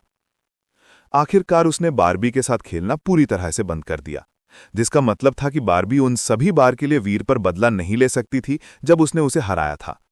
बारबी इस बात से काफी समय से नाराज थी, लेकिन वीर उसके साथ ना खेलने के बारे में बहुत अड़िग था। उसने उसे कभी उस पर बदला लेने का मौका नहीं दिया। ये एक ऐसा गेम था जो लक, जजमेंट, ऑब्जर्वेशन और माइंड ट्रिक्स पर अत्यधिक आधारित था। हान फैमिली इस गेम के साथ अपने कौशल पर गर्व करती थी, लेकिन वीर को अब यकीन नहीं था कि उसके पास आज दिन में बारबी को हराने के लिए क्या है। फॉलिंग लीफ को कागज से भरे चेहरे के साथ देखकर वो बता सकता था कि वो बुरी तरह से हार गई थी। बारबी का चेहरा बहुत साफ था और उस पर कागज का एक भी टुकड़ा नहीं था। जैसे ही बारबी का हाथ दो कार्ड्स के बीच धीरे धीरे आगे पीछे हुआ, फॉलिंग लीफ के चेहरे पर कोई इमोशन नहीं दिखा, लेकिन बारबी के हाथ की हर हरकत के साथ उसकी छाती में उसका दिल उछल पड़ा। वो वास्तव में बहुत बुरा महसूस कर रही थी। शुरुआत में वो केवल बच्चे को खुश करने के लिए बारबी के साथ गेम खेलने के लिए सहमत हुई थी। उसके जैसे किलर के लिए ये गेम बहुत आसान था। वो लोगों को पढ़ने में उत्कृष्ट थी और उसकी प्रेडिक्शन एबिलिटीज अभूतपूर्व थी बेशक, लेकिन जब से उन्होंने खेलना शुरू किया तब से वो एक बार भी नहीं जीती थी। फॉलिंग लीफ तेजी से काफी हताश हो रही थी और वो कम से कम एक बार जीतने के लिए कुछ भी करती। फॉलिंग लीफ की आंखें अपने हाथों में रखे दो कार्ड्स को घूर रही थीं। जब भी बारबी जोकर कार्ड को छूती थी तो उसे अच्छा लगता था। जब उसने 7 ऑफ हार्ट्स की ओर इशारा किया तो वो बहुत चिंतित महसूस कर रही थी। बारबी ने कहा, मुझे लगता है मैं इसे लूंगी। उसका छोटा हाथ जोकर कार्ड की ओर बढ़ा। फॉलिंग लीफ की नब्ज तेज हो गई जैसे ही बारबी की उंगलियों ने जोकर कार्ड को छुआ। इसे ले लो, इसे ले लो। फॉलिंग लीफ अपने दिल में पागलों की तरह चिल्ला रही थी, लेकिन उसने अपनी भावनाओं को अपने चेहरे पर दिखाने की अनुमति नहीं दी। अचानक बारबी रुक गई। वो मुड़ी और उसने 7 ऑफ हार्ट्स को पकड़ा और वो मुस्कुराई। मैं सोचती हूं मैं इसे ले लूंगी। फॉलिंग लीफ के गाल में एक मांसपेशी फड़क उठी। उसकी उंगलियां दो कार्ड्स पर कस गईं जैसे ही बारबी ने 7 ऑफ हार्ट्स को ढीला खींचने की कोशिश की। फॉलिंग लीफ इसे जाने नहीं देगी। ये देखकर कि महिला कार्ड को जाने से इनकार कर रही थी, बारबी नहीं जानती थी कि उसे क्या करना चाहिए। उसने 7 ऑफ हार्ट्स को छोड़ दिया और जोकर कार्ड को चुन लिया। उस स्थिति में मैं इसे ले लूंगी। फॉलिंग लीफ रोमांचित थी और उसने कार्ड्स पर अपनी पंजे की तरह पकड़ छोड़ दी। बारबी ने जोकर कार्ड को पकड़ा और जल्दी से कहा, अब मेरी बारी है। बारबी ने डेक में 2 कार्ड्स रखे और फिर अपने 2 कार्ड्स बाहर निकाले। फॉलिंग लीफ का सामना करते हुए उसने कहा, अच्छा ठीक है, अब तुम्हारी बारी है चुनने की। फॉलिंग लीफ ने अपने दांत पीसे और 2 कार्ड्स को घूरा। उसने ध्यान से फोकस किया जैसे वो कार्ड्स के पीछे से कुछ पढ़ सकती हो। स्प्रिंग रेन में टॉप किलर के रूप में फॉलिंग लीफ की ऑब्जर्वेशन और जजमेंट की शक्तियां सबसे अच्छी थीं। वो आसानी से सबसे छोटे अंतर को भी पहचान सकती थी। उसने अभी जोकर कार्ड चुना था, इसलिए यह संभव था कि उसके भीतर की कोई प्रकृति उसे विजय की ओर मार्गदर्शित करेगी। लेकिन भगवान ही जानता था कि उन कार्ड्स को बनाने के लिए किस सामग्री का उपयोग किया गया था। वे कागज की तरह पतले थे, लेकिन वो किसी भी निशान को महसूस नहीं कर सकती थी जो कार्ड्स की पहचान कर सके। वो नहीं बता सकती थी कि कार्ड्स पर क्या था। फॉलिंग लीफ की आंखें उसकी खोपड़ी से बाहर निकलने को तैयार लग रही थीं। वो नहीं बता सकती थी कि कौन सा जोकर कार्ड था। बारबी ने जम्हाई लेते हुए कहा, तुम एक चुनने वाली हो या नहीं? फॉलिंग लीफ ने अपने हाथ को बाईं ओर के कार्ड को चुनने के लिए बढ़ाया। इतनी जल्दी क्या है? उसने बारबी को देखा, उसकी आंखों में किसी प्रकार का क्लू देखने की उम्मीद में। बारबी ने बोरियत से भरे चेहरे से कहा, अगर तुम वही चाहती हो तो बस इसे ले लो। बारबी का ये सुनकर फॉलिंग लीफ ने इसे ना चुनने का फैसला किया। वे केवल 2 घंटे से साथ में थे, लेकिन फॉलिंग लीफ की आंखों में बारबी अब एक छोटी बच्ची नहीं थी। फॉलिंग लीफ ने अपने हाथ को दाईं ओर का कार्ड लेने के लिए उठाया। मुझे मूर्ख बनाने की कोशिश कर रही हो? इतना आसान नहीं है। हालांकि जब उसने इसे पलटा तो वो ऐसी लग रही थी जैसे उसे बिजली गिर गई हो। ये एक जोकर कार्ड था। बार्बी ने दुखद रूप से सिर हिलाते हुए कहा, तुम लोग लोगों पर विश्वास क्यों नहीं करते? तुम सभी वयस्क बहुत जटिल हो, मैं तुम्हें नहीं समझती। फॉलिंग लीफ का चेहरा फड़क उठा। उसने दांत पीसे और कुछ नहीं कहा। उसने कार्ड को अपने पीछे रख दिया और 2 और कार्ड्स निकाले। उसने बार्बी के सामने रखे और ठंडेपन से कहा, तुम्हारी बारी। बार्बी ने अपना हाथ बढ़ाया और फॉलिंग लीफ के हाथों से 7 ऑफ हार्ट्स उठा लिया। मैं इसे चुनती हूं। बार्बी ने अपनी 7s की जोही नीचे फेंक दी। हाँ, मैं फिर से जीत गई। उसने कागज का एक टुकड़ा पकड़ा और फॉलिंग लीफ के चेहरे पर चिपका दिया। फॉलिंग लीफ ने डेक को शफल करना शुरू कर दिया। हम फिर से खेल रहे हैं। बार्बी बहुत बोर दिख रही थी। मैं नहीं खेल रही, तुम मेरे लिए बहुत कमजोर हो। फॉलिंग लीफ ने शब्दों को धीरे धीरे स्पष्ट रूप से उच्चारण करते हुए कहा, बस एक आखिरी बार। उसकी आंखें आग में फटने को तैयार लग रही थीं। वीर लगभग हंस पड़ा। बार्बी के साथ वो गेम खेलना मौत की इच्छा जैसा था। बार्बी ने अपनी आंखें घुमाई। ऐसा लग रहा था जैसे उसे खेलने में वास्तव में कोई दिलचस्पी नहीं है। उसने कहा, हम खेल सकते हैं, लेकिन एक दूसरे के चेहरे पर कागज चिपकाना बोरिंग है। चलो स्टेक्स बढ़ाते हैं। फॉलिंग लीफ वास्तव में जीतना चाहती थी। वो स्प्रिंग रेन की टॉप किलर थी। वो अपने आप को एक बच्चे से हारने की अनुमति नहीं दे सकती थी। उसे जीतना ही था। जरूर। तुम क्या दाव लगाना चाहोगी? बार्बी ने एक पल सोचने के बाद कहा, हारने वाले को दरवाजे पर जाकर चिल्लाना होगा, मैं एक बेवकूफ हूं। फॉलिंग लीफ हिचकिचाई। वो पूरी तरह से श्योर नहीं थी कि वो बार्बी को हरा सकती है, और कई स्प्रिंग रेन एलिट्स आसपास थे। अगर उसे सुना गया तो यह शर्मनाक होगा। बार्बी खड़ी हो गई और जाने के लिए तैयार हो गई। कोई बात नहीं, फिर ये लंगड़ा है। फॉलिंग लीफ ने लगभग चिल्लाते हुए बार्बी का हाथ छुआ। वो उसे हराने के लिए हताश थी। ठीक है, हम वही करेंगे जो तुम कहोगी। वीर देख नहीं सकता। गेम शुरू होने से पहले ही खत्म हो गया। इस गेम में एक डिविफाइड बीइंग भी बार्बी को नहीं हरा सकता था। यही वो था जिसमें वीर फैमिली सबसे अच्छा था। अंतिम नोटे है, जब कोई व्यक्ति एक राउंड हार जाता है तो वे अपने चेहरे पर एक स्टिकर चिपकाते हैं। इससे एक नज़र में स्पष्ट हो जाता है कि कौन जीत रहा है और कौन हार रहा है। जब मिस मिरर स्प्रिंग रेन के 4 किंग्स में से 2, जिनके नाम रेड क्लाउड और नाइट विंड, से बात कर रही थी, तभी वीर के स्थान से एक आवाज गूंजी जिसने उनकी चर्चा को बाधित कर दिया। मैं बेवकूफ हूं, कोई चिल्लाया। तीनों ने अजीब तरह से एक दूसरे को देखा। आवाज निस्संदेह फॉलिंग लीफ की थी, लेकिन वे विश्वास नहीं कर सकते थे कि फॉलिंग लीफ कभी भी उन शब्दों को चिल्लाएगी। मिस मिरर और स्प्रिंग रेन के 4 किंग्स के अलावा फॉलिंग लीफ को स्प्रिंग रेन के सर्वश्रेष्ठ में से एक के रूप में जाना जाता था। वो एक बहुत ही क्रूर महिला थी, लेकिन उसने कड़ी मेहनत की। वो गर्वित, हिंसक और हमेशा लड़ने के लिए तैयार रहती थी। उस तरह के व्यक्ति के मुंह से वे शब्द कैसे निकल सकते थे? नाइट विंड ने भ्रमित अभिव्यक्ति के साथ रेड क्लाउड और मिस मिरर की ओर मुड़कर पूछा, क्या यह वही था जिसकी आवाज लग रही थी? मिस मिरर ने माथे पर बल डाला। हम अभी के लिए यहीं समाप्त करते हैं, तुम दोनों घर जा सकते हो। वो खड़ी हो गई और वीर के स्थान पर गई। वो देखना चाहती थी कि वीर क्या कर रहा था। फॉलिंग लीफ जैसी महिला वो नहीं थी जिसे इस तरह की कोई बात कहने के लिए मजबूर किया जा सके। वो इस तरह की स्वीकारोक्ति करने के बजाय मरना पसंद करती। अगर वीर ने फॉलिंग लीफ को बेवकूफ बनाने के लिए किसी चाल का इस्तेमाल किया था, तो मिस मिरर इस तरह के उल्लंघन को नजरअंदाज नहीं करेगी। उसने फॉलिंग लीफ को वीर की देखभाल के लिए भेजा था, लेकिन वो महिला को धमकाने के लिए खड़ी नहीं होगी। जब वीर ने दरवाजा खोला और मिस मिरर को देखा, तो उसने एक सुखद मुस्कान के साथ पूछा, आप यहां क्यों हैं? मिस मिरर ने माथे पर बल डाला। तुमने फॉलिंग लीफ के साथ क्या किया? वीर एक तरफ हट गया और उसे अंदर आने का इशारा किया। मैंने उसके साथ क्या किया? मैंने उससे ज्यादा बात नहीं की है। वो इस समय बार्बी के साथ खेल रही है। अगर आप चाहें तो जाकर देख सकती हैं। मिस मिरर को वीर पर विश्वास नहीं हुआ। वो प्रवेश द्वार से गुजरी और लिविंग रूम में गई। वहां उसने फॉलिंग लीफ को बार्बी के साथ कार्ड गेम्स खेलते हुए पाया। फॉलिंग लीफ खड़ी हुई और झुकी।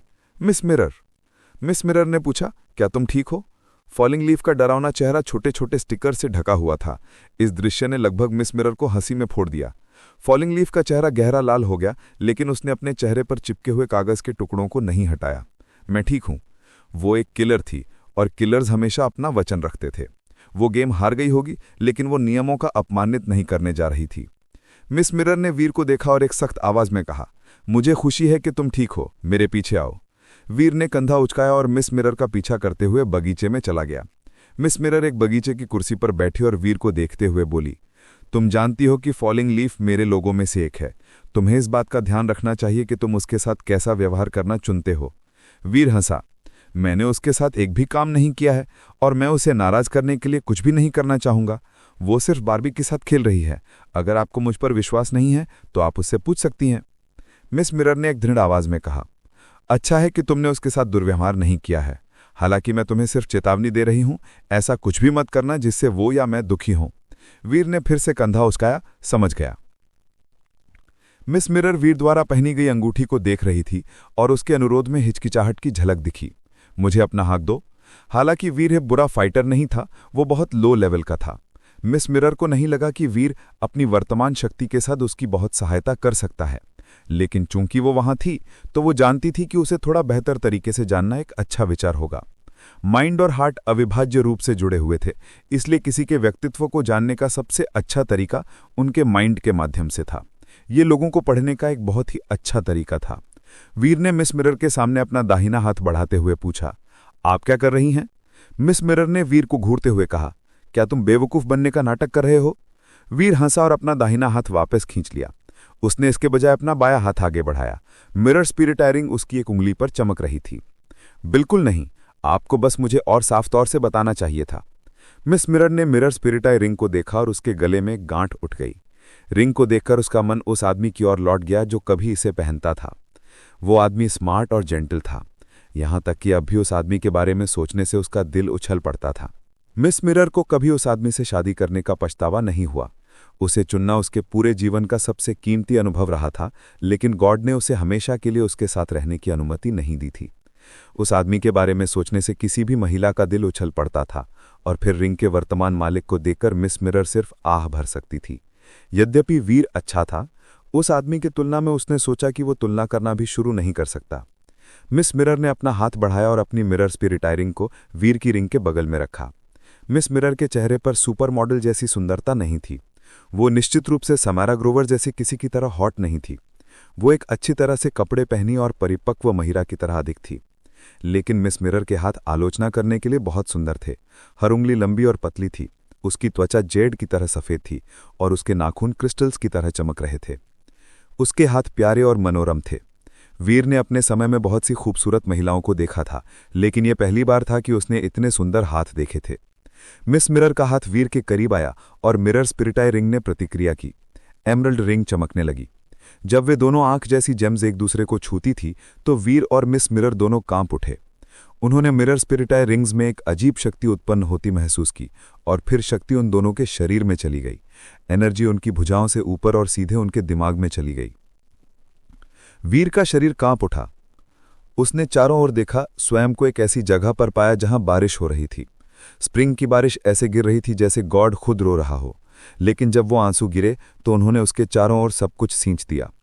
पेड़, फूल, घास, चेस्टनट्स, बारिश उन सब में समा गई और बारिश के भीतर समाहित दुख ने अनंत जीवन शक्ति और आशा का एक स्रोत प्रदान किया।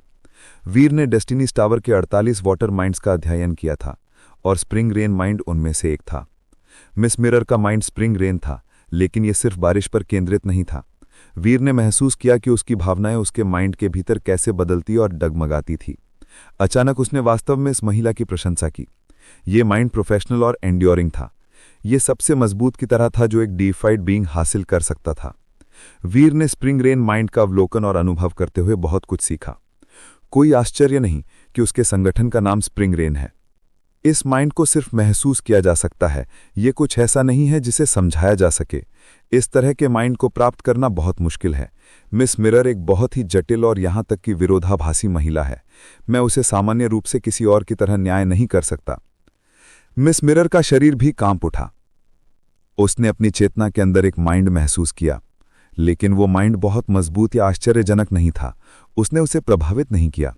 मिस मिरर ने वीर के माइंड को गंभीरता से नहीं लिया, क्योंकि उसने केवल अपनी रिंग्स को एक साथ छुआ था ताकि वो उसके बारे में और जान सके। लेकिन जब उसके माइंड की उपस्थिति का विस्तार होना शुरू हुआ तो मिस मिरर दंग रह गई। जो मिस मिरर ने वीर के माइंड के संदर्भ में देखा वो कुछ ऐसा था जो फूल के समान था। महज कली शायद उतनी प्रभावशाली नहीं रही होगी, लेकिन जैसे ही उसने समझने की कोशिश की तो वो पेटल्स को छीलने लगी। लेकिन जितना उसने कोशिश की वो सब कुछ छील नहीं सकी। वो फूल के केंद्र तक नहीं पहुंच सकी और इससे वो परेशान हो गई। मिस मिरर ने नहीं सोचा था कि वीर का माइंड मजबूत होगा और उसकी कॉन्शियसनेस की अप्रत्याशित गहराई ने उसे भ्रमित कर दिया। ये ऐसा था जैसे उसे एक रहस्यमय उपहार मिला हो और उसे कोई अंदाजा नहीं था कि इसे किसने दिया था या इसमें क्या था। उस विशेष पार्सल को खोलने के बाद उसे अंदर केवल एक और रहस्य बॉक्स मिला। उसने इसे परत दर परत खोला, लेकिन ऐसा लग रहा था कि इसका कोई अंत नहीं है। इससे कोई फर्क नहीं पड़ता कि पैकेज की परतों के अंदर गहरा उपहार अच्छा था या बुरा, इस तरह का उपहार खोलना लोगों को नाराज कर देगा। सौभाग्य से मिस मिरर एक बहुत ही धैर्यवान व्यक्ति थी, इसलिए वो परेशान नहीं लग रही थी। उसने वीर के माइंड को परत दर परत खोला, लेकिन कुछ देर ऐसा करने के बाद भी उसे अभी तक उसका केंद्र नहीं मिला था। लगातार इस तरह खोज करते रहने के लिए गॉड में भी पर्याप्त धैर्य नहीं था। मिस मिरर द्वारा उन सभी परतों को छीलने के बाद केंद्र खोजने में उसकी असमर्थता बहुत अधिक थी। उसे इस तरह महसूस करना पसंद नहीं था। मिस मिरर ने दृढ़ संकल्प में सोचा, मैं देखना चाहती हूं कि तुम्हारे माइंड में क्या रहता है। खुद को इकट्ठा करते हुए उसने इसे खोलने की कोशिश करने के लिए वीर के माइंड के ऊपर अपने डीएफाइड माइंड का पूरा वजन डाल दिया। स्प्रिंग रेन फूलों को नष्ट कर देता है। वीर की विल एक फूल के केंद्र की तरह थी जिसे जबरन खोला जा रहा था। एक एक करके पेटल्स गिर गए, लेकिन जब पेटल्स से ढकी जगह आखिरकार सामने आई तो उसने पाया कि वो खाली थी। मिस मिरर को काफी निराशा हुई। ये सिर्फ एक शेल है, अंदर कुछ भी नहीं है। माइंड्स किसी के व्यक्तित्व और चीजों को महसूस करने के तरीके का प्रतिनिधित्व करते थे। वीर का माइंड बाहर से बहुत मजबूत था, लेकिन उसका आंतरिक भाग खोखला था, इसलिए उसे कोई मजबूत व्यक्ति नहीं माना जा सकता था। मिस मिरर अपनी जांच पूरी करने के बाद अपने माइंड को वापस खींचना चाहती थी, लेकिन अचानक वो ऐसा नहीं कर सकी। उसने क्रूर बल का उपयोग करके वीर के माइंड को खोला था। एक सामान्य माइंड इस तरह के कार्य से बिखर गया होता। उस माइंड का कोई निशान नहीं बचा होना चाहिए था, लेकिन मिस मिरर अभी भी अपनी विल से वीर के माइंड का पता लगा सकती थी। यह अप्रत्याशित था। माइंड हिला, मिस मिरर की आंखें नीची हुई और उसने फर्श पर बिखरे हुए सभी पेटल्स को देखा। हर पेटल एक क्रिस्टल की तरह था। वे फर्श पर बिखरे हुए थे, लेकिन वे क्षतिग्रस्त नहीं थे। जिस विल का मिस मिरर ने पता लगाया था, उसने पेटल्स में से एक पर हमला किया, और जैसे ही उसने ऐसा किया, मिस मिरर की आंखें चौड़ी हो गईं। वो केवल ये देखना चाहती थी कि अंदर क्या था। उसने पेटल्स को देखने की जहमत ही नहीं उठाई थी। माइंड पेटल में प्रवेश किया, और अचानक वो कॉन्शियसनेस एक लुढ़कते तूफान से हिलते हुए समुद्र की तरह थी। ये आकाश जितना चौड़ा और एक महासागर जितना गहरा था। माइंड इतना समृद्ध था कि मिस मिरर इसके विस्तृत सेंसेशन के तहत लड़खड़ा गई। मिस मिरर झुकी और उसने एक और पेटल उठाया। विल एक माउंटेन के गिरने जैसा था। ये एक स्तंभ जैसा था जो आकाश को थामे हुए था, कभी नहीं हिलता। अगर वो एक नॉवल थी तो ये आदमी एक भव्य सागा होगा। एक आदमी खुद को अपने बिस्तर पर एक टूटे हुए बीमार वृद्ध व्यक्ति के रूप में या उस योद्धा के रूप में परिभाषित कर सकता है जिसने युवा होने पर खुद को लड़ाई के बीच में फेंक दिया था। लोग केवल परिणामों पर ध्यान केंद्रित करते हैं। जीत और हार सब कुछ तय करती है, और शायद ही कम लोग उन जगहों तक ले जाने वाली चीजों पर ध्यान देते हैं। लोग अक्सर हताशा और कठिन समय को देखने में विफल रहते हैं, जिनका सामना पुरुषों को अक्सर करना पड़ता है। पुरुषों के दिलों में सहन शक्ति और बहादुरी भरपूर होती है। हर कोई कभी कभी विफल होता है, लेकिन असली मर्द अपनी हार के बावजूद उठते हैं और आगे बढ़ते रहते हैं। इससे कोई फर्क नहीं पड़ता कि वे किस वातावरण में हैं या उनके शरीर का क्या होता है। एकमात्र चीज जिसे बदला नहीं जा सकता है वो उनके दिलों की चाहत और इच्छाएं हैं। वे जीत चाहते हैं। जीतने का दृढ़ संकल्प किसी भी चीज से बड़ा है। वीर की विल का कोई कोर नहीं था, क्योंकि असली मर्दों का कोई अंत नहीं होता है। महत्वाकांक्षाएं लगातार बढ़ती रहीं, स्पेस और टाइम की पहुंच से परे खींचती रहीं, आगे आगे, और उनकी मृत्यु के समय तक फिर से आगे। वीर सबसे ऊंचे पहाड़ों पर चढ़ने की तलाश में नहीं था, वो आगे और ऊंचा जाना चाहता था। उसकी महत्वाकांक्षाओं का कोई अंत नहीं था। अनंतता हमेशा के लिए चलती रही। मिस मिरर ने वीर के माइंड का कोर नहीं देखा, लेकिन हर पेटल वो था जो वीर ने अनुभव किया था। वहां गुस्सा, खुशी, दुख, सहन शक्ति, समुद्र और आकाश की भावनाएं थीं। शायद एक अकेला माइंड वीर को मिस मिरर से बेहतर नहीं बनाता था, लेकिन उन सभी पेटल्स का अवलोकन करके और उन्हें समझकर मिस मिरर खुद को ऑड फील करने से नहीं रोक सकी। अचानक मिस मिरर ने अपना सिर उठाया। उसे एहसास हुआ कि वो वीर के माइंड के अंदर फंस गई थी। उसकी भावनाएं उसके मूड को प्रभावित कर रही थी। मिस मिरर ने एक अटूट चेहरे से कहा, मैं ऐसी जगह पर नहीं रह सकती जो मेरे हार्ट को परेशान करती हैं। उसने अपनी स्प्रिंग रेन माइंड को बुलाया। मिरर को नष्ट करना चाहती थी जहां वीर ने अपनी विल भेजी थी। वो नहीं चाहती थी कि उसकी अपनी विल प्रभावित हो। उसके माइंड द्वारा 10,000 पेटल्स नष्ट कर दिए गए थे। लेकिन मिस मिरर को जल्द ही पता चला कि जब पेटल्स नष्ट हो गए तो वे बीज की तरह जमीन पर गिर गए, फिर नए फूल खिल गए। इससे कोई फर्क नहीं पड़ता कि मिस मिरर का माइंड कितना उग्र था या उसने वीर की विल को नष्ट करने की कितनी कोशिश की, फूल बढ़ते गए। वह उन्हें नष्ट नहीं कर सकती थी, केवल उन्हें और फैला सकती थी। मिस मिरर ने शब्द ध्यान से सोचा, ये क्यों हो रहा है? वह शांत नहीं रह सकी। वो वीर के माइंड को पूरी तरह नष्ट नहीं कर सकती थी, ये एक असंभव कार्य था। वह एक डीएफाइड एलीट थी, उसका माइंड पूरे एक्सट्रीम किंग में सबसे मजबूतों में से एक था, और फिर भी वह वीर से निपट नहीं सकी, जो कि एक मेयर किंग था। वह विश्वास नहीं कर सकती थी कि क्या हो रहा था। मिस मिरर ने अपनी विल की जांच की, जहां फूल आधे खुले और आधे छिपे हुए थे। उसने उन्हें अजीब तरह से देखा। क्या उसकी विल वास्तव में इतनी मजबूत थी? डिंग! मिस मिरर ने एक कदम पीछे लिया। उसने दोनों मिरर स्पिरिट आई रिंगों को अलग किया और सीधे वीर को देखा। मिस मिरर ने पाया कि उसका माइंड वीर के शरीर में तेजी से पिघल रहा था। सेकंड्स बाद वह सब चला गया था, यहां तक कि मिस मिरर भी अब इसे महसूस नहीं कर सकती थी। मिरर स्पिरिट आई का माइंड जो वीर को भेजा गया था, उसे उसी ने बुझा दिया। वीर ने अपनी आंखें खोलीं और मिस मिरर के सामने झुक गया। धन्यवाद माय लेडी। मिस मिरर के स्प्रिंग रेन माइंड ने वीर को बहुत कुछ सीखने की अनुमति दी थी, और वह इस अवसर के लिए बहुत आभारी था। जब मिस मिरर ने वीर को देखा तो उसकी अभिव्यक्ति गूढ़ थी। उसने कुछ नहीं कहा और वह सिर्फ चली गईं। जब वह अपने कमरे में लौटी तो मिस मिरर ने वीर के प्रभाव को मिटाने के लिए कई तरीकों का उपयोग किया, लेकिन जितना उसने कोशिश की वह नहीं कर सकी। इससे मिस मिरर बहुत परेशान हुई। मिस मिरर ने अपने होठ चबाए और वीर के माइंड के लिए खड़े फूलों को मिटाने के लिए अपने माइंड का उपयोग करने की कोशिश की। क्या मैं सिर्फ एक किंग जितनी अच्छी नहीं हूं? उसके प्रयास व्यर्थ थे। वह माइंड फ्लावर्स उसके माइंड के अंदर एक दृढ़ जड़ ले चुके थे। इससे कोई फर्क नहीं पड़ता कि उसने उन्हें नष्ट करने की कितनी कोशिश की, जड़ें बनी रहीं। वह बार बार बढ़ सकते थे।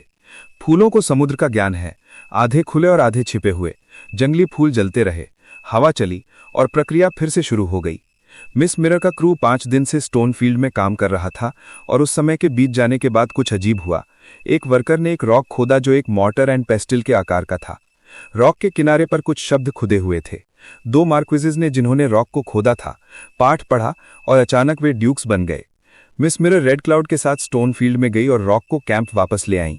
रॉक की जांच के उनके दूसरे दिन के बाद डीएफाइड रेड क्लाउड रातों रात किंग क्लास में कम हो गया। जब वीर कंट्रोल रूम पहुंचा तो मिस मिरर, रेड क्लाउड और नाइट विंड एक मॉनिटर के माध्यम से रॉक को घूर रहे थे। स्टोन को एक वेयरहाउस के अंदर बंद कर दिया गया था। हालांकि किसी को भी शारीरिक रूप से वेयरहाउस के पास जाने की अनुमति नहीं थी। जब भी कोई जीव स्टोन के पास जाता, कुछ अजीब होता। एक डीएफाइड एलीट अचानक एक किंग में कम हो गया था। यह कुछ ऐसा था जो पहले कभी नहीं हुआ था। यहां तक कि रेड क्लाउड भी नहीं जानती थी कि उसके साथ क्या हुआ था। उसे चोट नहीं लगी थी और उसने अपने शरीर पर किसी भी चीज का आक्रमण महसूस नहीं किया था। ऐसा लग रहा था जैसे वह सो गई हो और उस बिंदु से पहले के समय में वापस चली गई हो जब वह डीएफाइड बनी थी। हालांकि उसके पास अभी भी एक डीएफाइड माइंड और सेंसेस थे, उसकी फिजिकल पावर और प्रावेस किंग क्लास में गिर गई थी। यह एक बहुत ही असामान्य घटना थी। वीर ने सुना कि क्या हुआ था, और जब उसने रेड क्लाउड को देखा तो उसने सावधानी से उसकी जांच की। वह देख सकता था कि रेड क्लाउड की लाइफ फोर्स काफी कम हो गई थी। जब उसने उसे पहले देखा था तो उसकी पावर को ढकने वाला क्लाउडी अपीयरेंस अब चला गया था। वह अब उसकी लाइफ फोर्स को स्पष्ट रूप से देख सकता था। वह केवल एक किंग थी और वह फॉलिंग लीफ से कमजोर थी। मिस मिरर ने स्टोन की ओर इशारा करते हुए वीर से पूछा, तुम क्या सोचते हो? वीर ने मॉनिटर पर प्रदर्शित स्टोन को देखा और उसने देखा कि यह स्टोन के किसी भी साधारण ब्लॉक जैसा दिखता था। यह काला था और यह मोटे तौर पर एक आदमी के अपने पैरों पर खड़े होने के आकार और रूप का था। हालांकि यह केवल एक रफ शेप था, कोई समझदार फेस नहीं था। लिम्स की रफ आउटलाइन शरीर से जुड़ी हुई थी, इसलिए स्टोन एक अकेला लंप था। यह ऐसा लग रहा था जिसे आदिम व्यक्तियों ने अपने आदिम टूल से एक बड़े रॉक से क्रूडली ह्यून किया हो। हालांकि वीर जानता था कि इसका निर्माण नहीं किया जा सकता था। कोई सबूत नहीं था कि इसे सेंटिएंट बींग्स द्वारा बनाया गया था। यहां तक कि स्टोनमैन पर मौजूद सिंबल्स स्वाभाविक रूप से उत्पन्न होते हुए दिखाई देते थे। वे बिल्कुल भी कार्विंग्स की तरह नहीं दिखते थे। वीर ने कुछ देर तक इसका अवलोकन किया और उसे इसमें कुछ भी असामान्य नहीं मिला। वह नहीं जानता था कि इस पर मौजूद सिंबल्स में से किसी का क्या मतलब है। उसने उन्हें पहले कभी नहीं देखा था और वे किंगिस की तरह नहीं थे जिसे वह सहजता से समझ सकता था। वीर ने जवाब दिया, मैं केवल वीडियो देखकर आपको कुछ नहीं बता सकता। मिस मिरर ने वीर की ओर देखते हुए पूछा, क्या तुम वेयरहाउस जाकर देखना चाहते हो? वीर ने जल्दी से कहा, अगर आप लोग इस स्टोन के बारे में कुछ भी निर्धारित नहीं कर सकते हैं तो मैं निश्चित रूप से नहीं कर पाऊंगा। वह वास्तव में अनावश्यक जोखिम लेने में दिलचस्पी नहीं रखता था, यहां तक कि एक डीएफाइट को रातों रात किंग क्लास में कम कर दिया गया था। वीर नहीं चाहता था कि उसका लेवल कम हो जाए, खासकर जब वह अभी अभी किंग बना था। वीर के जवाब ने मिस मिरर को चौंका दिया। वह एक पल के लिए चुप रही, फिर कहा, यह खबर पूरे किंग्स किंगडम में फैल गई है। मेरे भाई ने मुझसे पूछा है कि इसे यहां भेजकर यह पता लगाया जाए कि यह वास्तव में है क्या। इससे वीर को आश्चर्य नहीं हुआ। अगर वे ये पता लगाए बिना इसे एक्सट्रीम किंग को वापस भेज दे कि ये क्या है या इसे कैसे नियंत्रित किया जाए, तो स्टोन सभी डीएफाइड एक्सट्रीम किंग की पावर को खत्म कर सकता है। वीर को यह विचार काफी मजेदार लगा। नाइटविंड ने कहा, हम नहीं जानते कि यह आइटम कितना प्रभावी है। हमें इसकी एबिलिटी की प्रकृति और प्रभावी रेडियस का पता लगाने के लिए किसी और जीव का उपयोग करना होगा। मिस मिरर ने कहा, 16, क्या तुम काम नहीं करना चाहते थे? मैं तुम्हें यह हैंडल करने दूंगी। वीर चौंक गया। यह बहुत खतरनाक प्रयास था, इसलिए उसका इसे खुद आजमाने का कोई इरादा नहीं था। वह बस कुछ वर्कर्स को उसके लिए जाने के लिए चुन लेगा। हालांकि यह आश्चर्यजनक था कि मिस मिरर वास्तव में वीर को यह हैंडल करने दे रही थी। मिस मिरर ने पूछताछ की, क्या तुम्हें इससे कोई समस्या है? वीर ने पूछा, नहीं, हालांकि मुझे किन लोगों का उपयोग करना चाहिए? मिस मिरर ने कहा, कुछ वर्कर्स को जाने के लिए चुनो। उनमें से कई हैं, लेकिन तुम अधिकतम 10 ड्यूक्स का चयन कर सकते हो। तुम्हारे पास 10 मार्क्वेसेस भी हो सकते हैं। वीर सहमत हो गया। जरूर। मिस मिरर ने मुस्कुराई। तो ये तय हो गया है, काम पर लग जाओ और मैं तुम्हारी अच्छी खबर का इंतजार करूंगी। वीर ने जवाब दिया, माय लेडी, चिंता मत कीजिए, मैं आपको निराश नहीं करूंगा। जब वीर चला गया तो नाइटविंड ने कहा, माय लेडी, क्या प्रिंस 16 के लिए इसे हैंडल करना उपयुक्त है? अगर उसे कुछ होता है तो हम किंग से क्या कहेंगे? मिस मिरर ने कहा, मैं वो हैंडल कर सकती हूं। अब रेड क्लाउड ने अपनी अधिकांश पावर खो दी है। तुम्हें स्टोन फील्ड का प्रभारी होना होगा। सावधान रहें। वीर स्टोन फील्ड गया और उसने मयंक मंजदानी जैसे कुछ लोगों का चयन किया। हालांकि यह सिर्फ एक टेस्ट था, कौन जानता था कि यह कितना खतरनाक हो सकता है। क्योंकि वीर को यह पुष्टि करनी थी कि स्टोन कितना प्रभावी है, उसे लोगों को स्टोन के करीब भेजना होगा। कोई जितना करीब होगा उतना ही खतरे में होगा। वीर ने मयंक मंजदानी को स्टोन से यथासंभव दूर रखने की योजना बनाई। उम्मीद है वे स्टोन से प्रभावित नहीं होगा। अगर सबसे दूर का व्यक्ति प्रभावित होता तो बेस में हर कोई पहले से ही स्टोन की रेंज में आ जाता। उस स्थिति में इससे कोई फर्क नहीं पड़ता कि टेस्ट में कौन भाग ले रहा है या नहीं। वीर ने जल्दी से अपना ऑपरेशन एक साथ रखा। उसने अपने 20 नोबल्स को 10 जोड़ों में विभाजित कर दिया। प्रत्येक टीम में एक मार्क्वेस और एक ड्यूक। उसने प्रत्येक टीम को स्टोन से अलग दूरी पर खड़े होने का निर्देश दिया। स्टोन के सबसे करीब वाली टीम वेयरहाउस के अंदर थी, अन्य टीम्स वेयरहाउस के बाहर थी।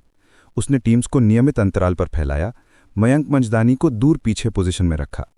फिर वीर को बस 10 टीम्स के भीतर होने वाले परिवर्तनों को देखना था। स्प्रिंग रेन के हाई लेवल मेंबर्स ने कार्रवाई का अवलोकन किया। जो कुछ भी हुआ उसका सावधानीपूर्वक रिकॉर्ड बनाया। एक ही रात के बाद स्टोन के सबसे करीब वाले टीम के साथ कुछ हुआ, लेकिन यह रेड क्लाउड के साथ जो हुआ था उससे अलग था। उन्होंने एक लेवल कम नहीं किया, बल्कि वे लेवल अप हो गए। मार्क्वेस एक ड्यूक बन गया और ड्यूक एक किंग बन गया।